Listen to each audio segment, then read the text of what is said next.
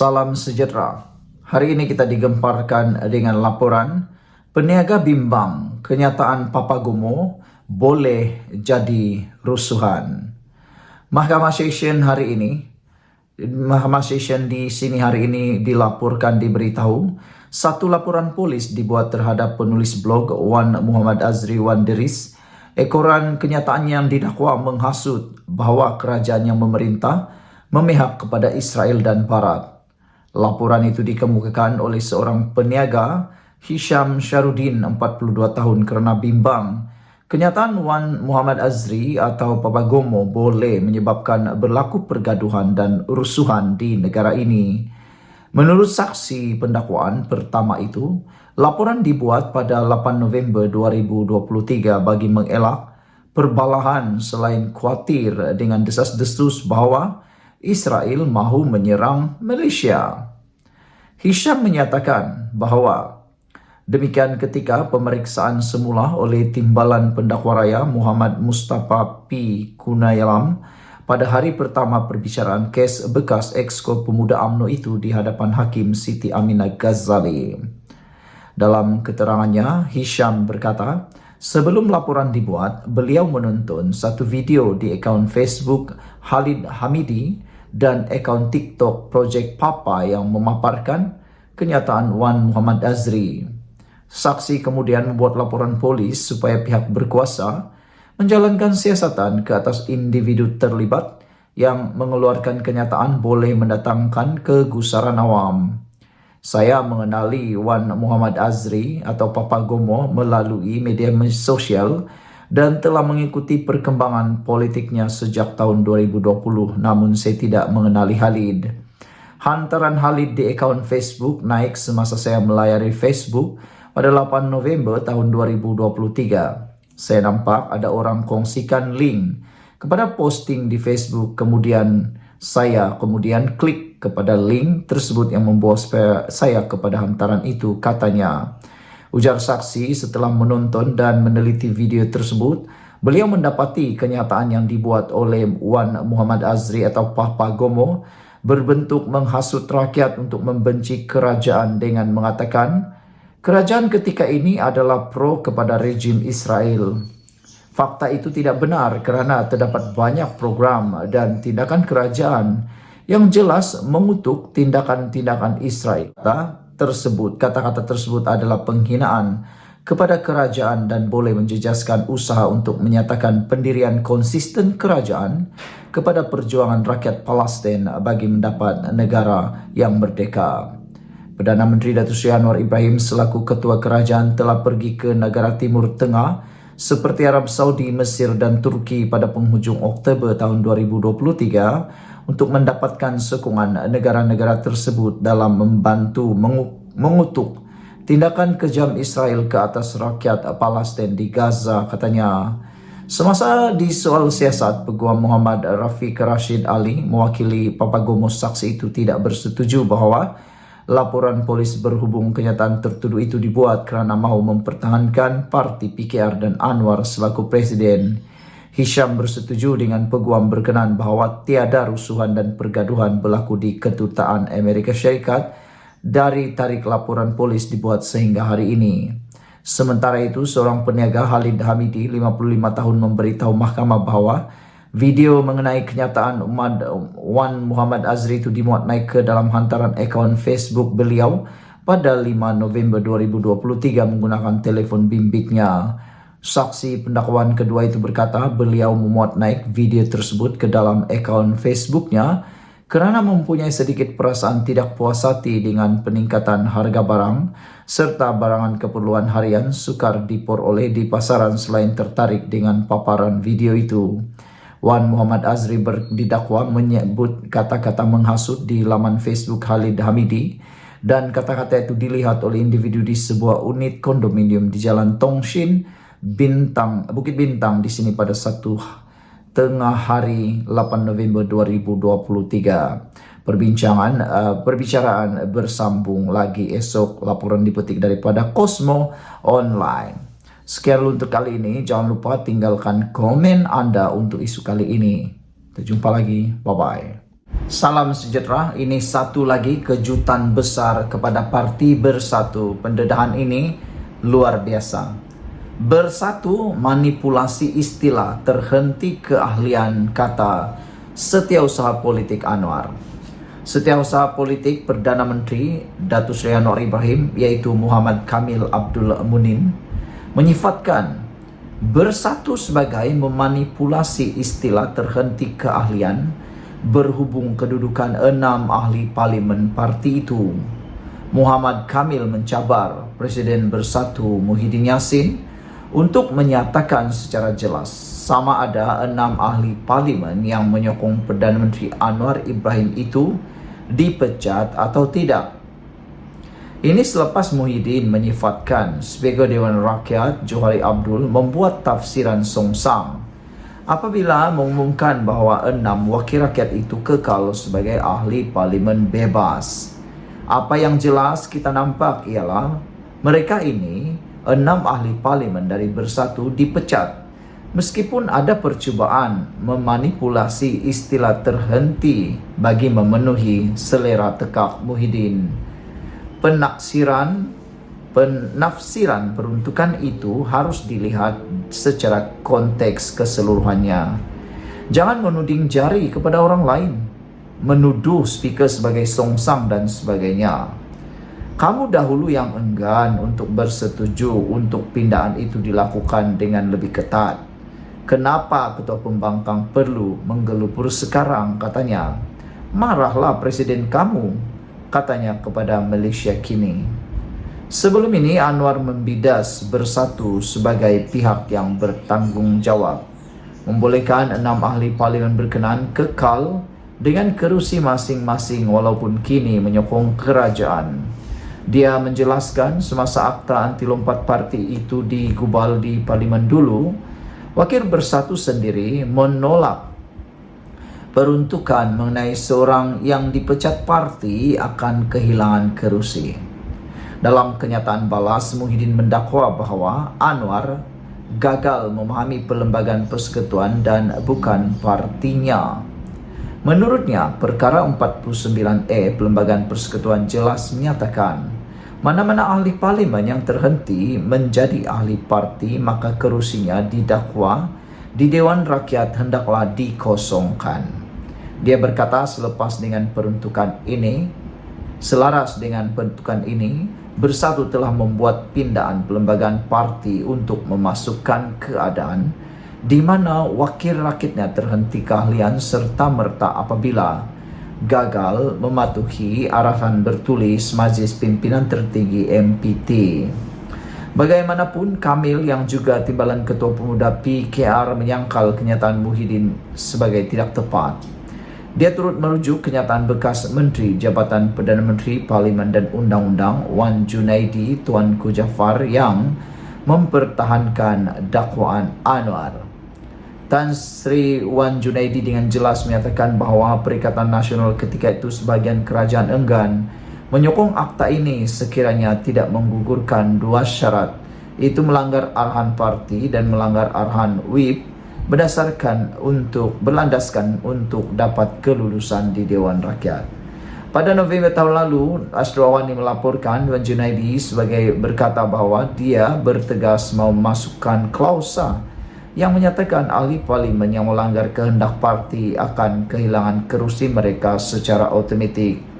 Kamil berkata bahawa berlandaskan penerangan Wan Junaidi, 6 ahli parlimen itu dipecat oleh Bersatu dan tidak ada istilah terhenti keahlian seperti didakwa oleh parti berkenaan.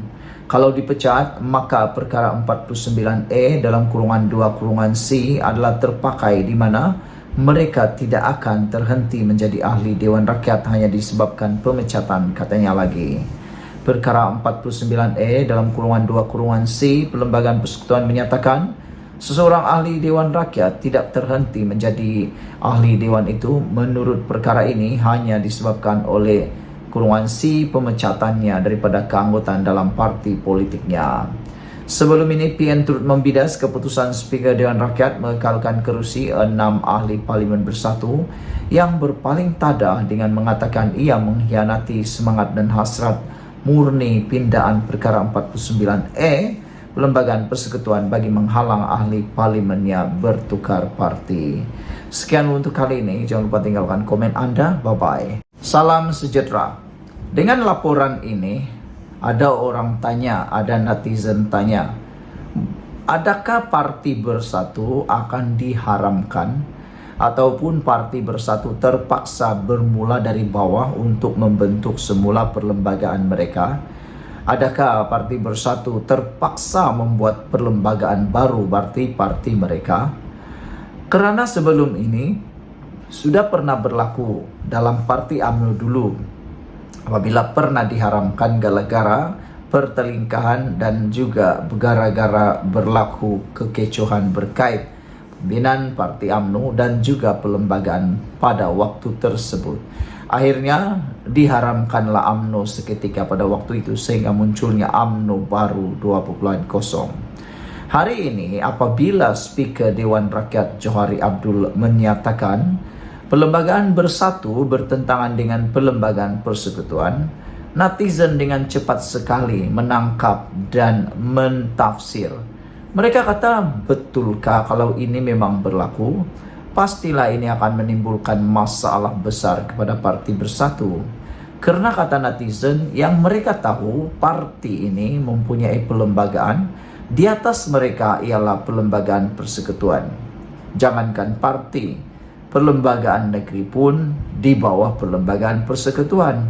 Ini kan pula perlembagaan parti sahaja. Jadi dengan itulah netizen mula bertanya, adakah kalau dengan ini terus saja bersatu menentang kerajaan, adakah potensi bersatu akan diharamkan atau dibubarkan? Kerana perlembagaan mereka yang baru dipindah itu kini adalah bertentangan dengan perlembagaan persekutuan. Hal ini disahkan oleh Johari Abdul, yaitu yang di-Pertua Dewan Rakyat, Speaker Dewan Rakyat, yang mendapati arahan-arahan di bawah pasal 10.5 perlembagaan bersatu adalah bertentangan dengan perlembagaan persekutuan. Beliau berkata, perlembagaan bersatu menafikan hak 5 ahli parlimen bekas ahli parti itu sebagaimana termaktub mengikut perlembagaan persekutuan, peraturan pertuan Majlis Mesyuarat Dewan Rakyat serta Akta Majlis Parlimen Keistimewaan dan Kuasa 1952 yang menjamin hak keistimewaan, kebebasan bercakap, berbahas dan mengundi kepada 5 ahli parlimen berkenan. Perkara itu terkandung dalam surat yang di-Pertua Dewan Rakyat kepada Ketua WIP Bersatu, Datuk Seri Ronald Kiandi pada Selasa lalu, bagi memberitahu mengenai keputusan terhadap notis pemakluman kekosongan kerusi 5 ahli parlimen menurut perkara 49E perlembagaan persekutuan berikutan keahlian mereka dalam parti itu telah terhenti. Salinan surat itu juga ditujukan kepada 5 ahli parlimen berkaitan.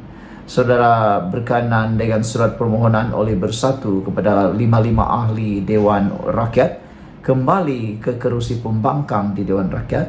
Saya mendapati sehingga hari ini mereka masih duduk di blok pembangkang, kata Johari Abdul. Justru itu saya mendapati dan memutuskan bahawa tidak berlaku kekosongan kerusi di bawah perkara 49E dalam kurungan 1 perlembagaan persekutuan, kata Johari. Dalam mempertimbangkan notis itu, Johari berkata, beliau merujuk beberapa dokumen berkaitan seperti penyata jawatan kuasa pilihan khas JKPK, menimbang rang Undang-Undang Perlembagaan Pindahan Nombor 3 2022 dan mengenai peruntukan larangan ahli Dewan Rakyat bertukar parti DR7 tahun 2022 penyata JPKP. Ini termasuk penyata rasmi bertarikh 11 April 2022 mengenai rang Undang-Undang Perlembagaan Pindahan Nombor 3 2022 dan penyata rasmi bertarikh 27 dan 28 Julai tahun 2022 mengenai rang Undang-Undang Perlembagaan Pindahan Nombor 3 2022 dan usul mengenai penyata JKPK itu. Saya mendapati daripada dokumen tersebut bahawa tujuan perkara 49E Perlembagaan Persekutuan diwujudkan untuk memastikan kestabilan politik negara untuk suatu jangka masa panjang, kata speaker. Selain itu, saya juga melihat kepada prinsip keluhuran perlembagaan. Malaysia mengamalkan prinsip keluhuran perlembagaan di bawah Perlembagaan Persekutuan dan ia juga merupakan prinsip rukun negara yang ketiga. Ini kerana di bawah keluhuran perlembagaan, kesemua undang-undang atau peraturan adalah tertakluk kepada Perlembagaan Persekutuan menurut surat itu lagi. Mengenai keputusan tidak mengosongkan kerusi Parlimen Labuan, menurut surat berasingan Johari memaklumkan beliau tidak mahu merosakkan kepentingan pihak sedang berbicara dalam kes mahkamah susulan. Ahli Parlimen berkenan Datuk Dr. Suhail Abdul Rahman membawa tindakan terhadap Bersatu melalui perfailan guaman di Mahkamah Tinggi Shah Alam. Oleh kerana kes ini sedang dalam pertimbangan mahkamah, saya tidak mahu merosakkan kepentingan pihak yang berbicara dalam kes mahkamah itu dengan keputusan saya di bawah perkara 49E dalam kurungan 3 Perlembagaan Persekutuan, katanya lagi. Sekian dulu untuk kali ini. Jangan lupa tinggalkan komen Anda. Jumpa lagi. Salam sejahtera. Terima kasih kerana bersama dengan saya di Nazilin Unity Channel. Saya ingin kongsikan kepada Anda satu dapatan daripada Harapan Daily. Jaga-jaga siapa buat TikTok bacaan kunut nazilah, ajak doakan musibah kepada Perdana Menteri. Ini betul-betul tindakan yang bagi saya betul-betul tak berakal lah. Bayangkan Perdana Menteri yang kita sanjung, Perdana Menteri yang memimpin negara ini, didoakan doa musibah. Ini pada pendapat netizen, ramai netizen kata, ajaran siapalah yang membuat seperti ini? Pemimpin negara sepatutnya didoakan yang baik-baik, memimpin negara dengan cara yang terbaik, memimpin negara dengan hikmat daripada Allah. Ini didoakanlah pula dapat musibah. Ini pastilah satu tindakan yang betul-betul tidak bermoral.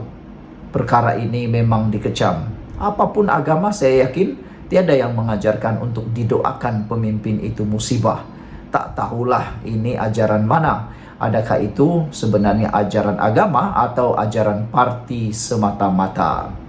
Melampau apabila penyokong pembangkang membuat hantaran satu akaun TikTok yang menyertakan bacaan kunut nazilah sambil mengajak orang ramai mendoakan musibah ke atas Perdana Menteri. Susulan itu, Jabatan Kemajuan Agama Islam Malaysia JAKIM akan membuat laporan kepada Suruhanjaya Komunikasi dan Multimedia Malaysia MCMC. Menteri Jabatan Perdana Menteri Hal Ehwal Agama Datuk Dr. Muhammad Naim Mokhtar berkata, JAKIM sekaligus menyerahkan kepada MCMC untuk menyiasat dan mengambil tindakan ke atas akaun itu. Kita akan meminta MCMC menilai kandungan berkenan dan terpulang kepada pihak berkuasa untuk mengambil tindakan lanjut, katanya pada sidang media selepas merasmikan program Jelajah Madani Ulama dan Umara peringkat Zon Utara di Ipoh hari ini. Beliau menegaskan, tindakan pengguna media sosial terbabit tidak sepatutnya berlaku. Malah ia bertentangan dengan ajaran Islam. Katanya lagi, jika terdapat perbezaan pandangan atau pendapat, ia boleh dizahirkan dengan beradab, menerusi cara yang betul, katanya lagi. Mengadakan doa supaya pemimpin-pemimpin dilaknat itu bukan ajaran agama kita, katanya lagi. Nabi Muhammad mengajar berkasih sayang, kata beliau.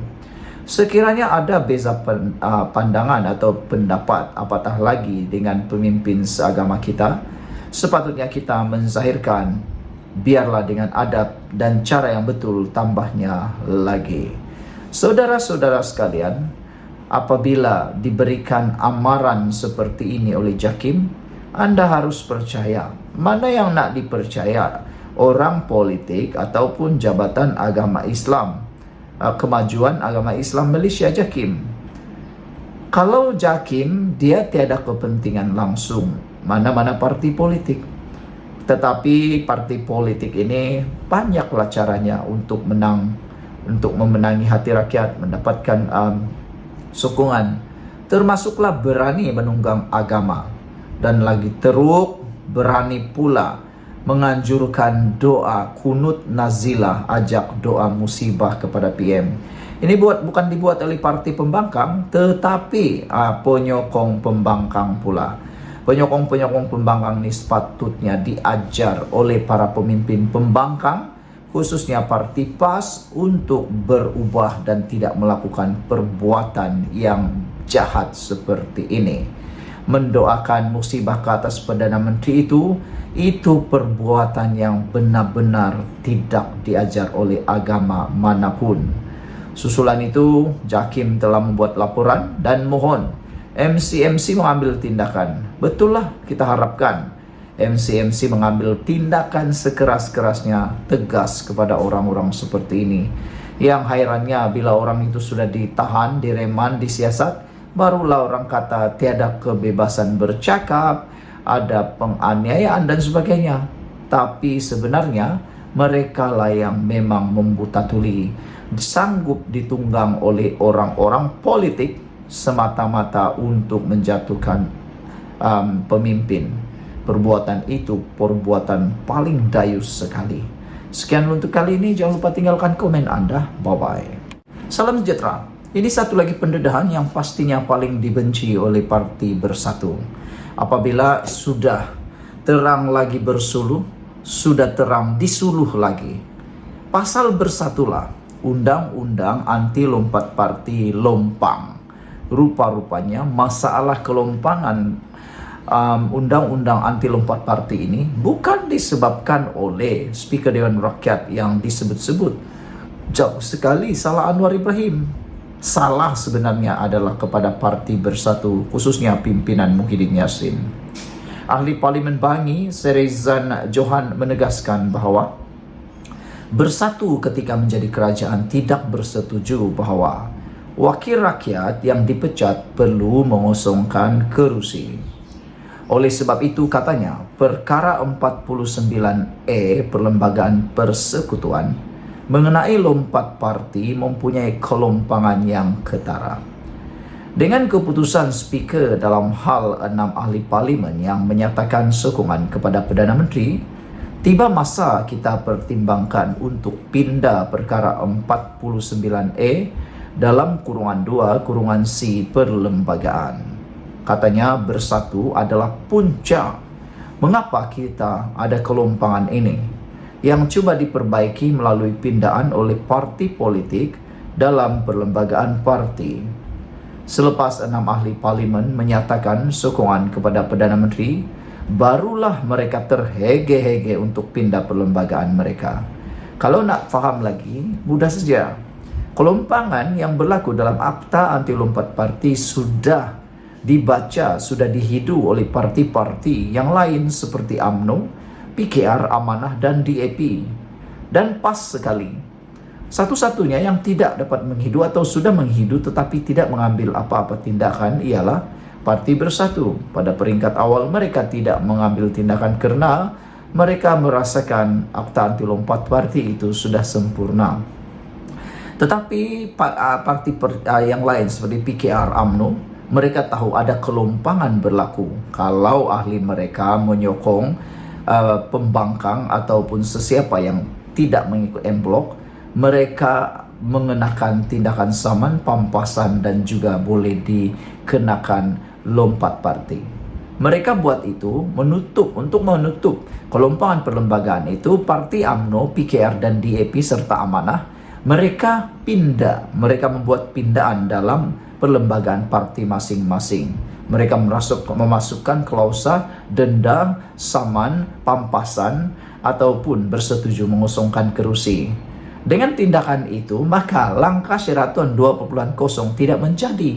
Walaupun Hadi Muhyiddin pada waktu itu berulang kali kata dah cukup jumlah, ada SD dan sebagainya, tak menjadi juga kerana parti seperti UMNO dan PKR sudah menutup lompang itu melalui pindahan perlembagaan parti mereka.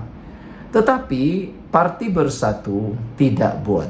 Akhirnya barulah terhege-hege membuat pindahan perlembagaan mereka karena mereka tahu sudah bahwa mereka kini terkena sendiri. Itu sebabnya apa yang berlaku sekarang, kata Serezan, adalah masalah daripada bersatu. Kalau bukan kerana bersatu, undang-undang anti lompat parti kita akan lebih ampuh, katanya lagi.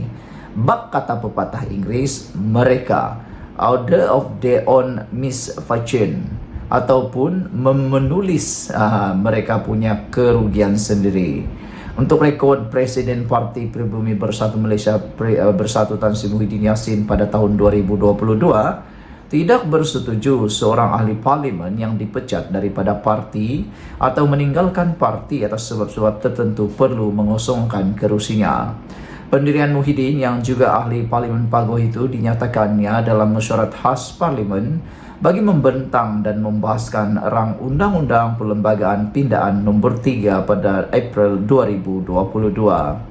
Mengulas lanjut, Serezan bertanyakan sama ada Bersatu yang juga sekutu PAS dalam blok Perikatan Nasional PN itu akan melakukan pusingan new.